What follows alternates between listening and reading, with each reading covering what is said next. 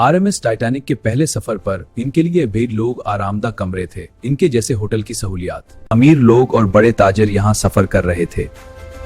यहाँ होटल जैसी सहूलियात मौजूद थीं। इसमें असातिज़ा, ताजिर और मुतवस्सित तबके के लोग थे। सहूलियात अच्छी थी लेकिन पहली क्लास से कम। ज्यादातर लोग यूरोप से अमेरिका नई जिंदगी शुरू करने जा रहे थे। उनके कमरे छोटे और सादा थे। आरएमएस टाइटैनिक दुनिया के सबसे बड़े और लग्जरी मुसाफिर बरदार जहाजों में से एक था। इसकी तामीरी शुरुआत 1900। डिजाइन और खुसूसियात, लफ्जों की आदावी गेस्टूर्स, पूल, जमाजिम और आला दर्जे के रेस्तोरां मौजूद थे। कितने शानदार लोग हैं, सफर बहुत अच्छा होगा। जी हाँ, सब कुछ बहुत मुनज़्ज़म है। 14 अप्रैल 1912 के दिन कई जहाजों ने पैगाम भेजा कि समंदर में बर्फ के बड़े पहाड़ कम नौकदनी नहीं कर सके।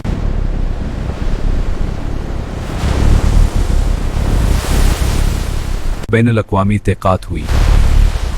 हादसे ने बहरी कवानीन और रेस्क्यू सिस्टम्स में बेहतरी लाई। जहाज डूबने में तकरीबन 2 घंटे लगे।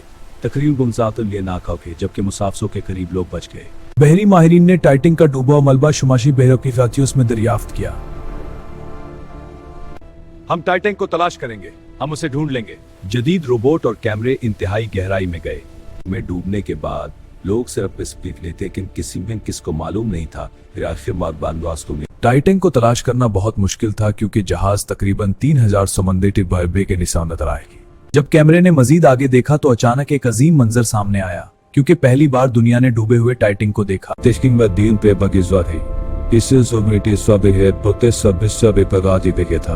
ये सब चीजें इस खौफनाक रात की खामोश गवाही दे रही थी। इस दरगाह टाइटैनिक दोबारा दुनिया की तवज्जो मरकज बन गया। आरएमएस टाइटैनिक की कहानी सिर्फ एक गरीब बनी इंसान कुर्बानी नहीं, बल्कि मिसाल बन गई।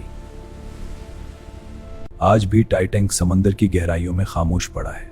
वो हम किसान कितनी टेक्नोलॉजी बना ले। टाइटैनिक की कहानी पर कई किताबें, डॉक्यूमेंट्री तक इसकी कहानी में मोहब्बत, कुर्बानी और इंसानी हिम्मत के विषय शामिल हैं।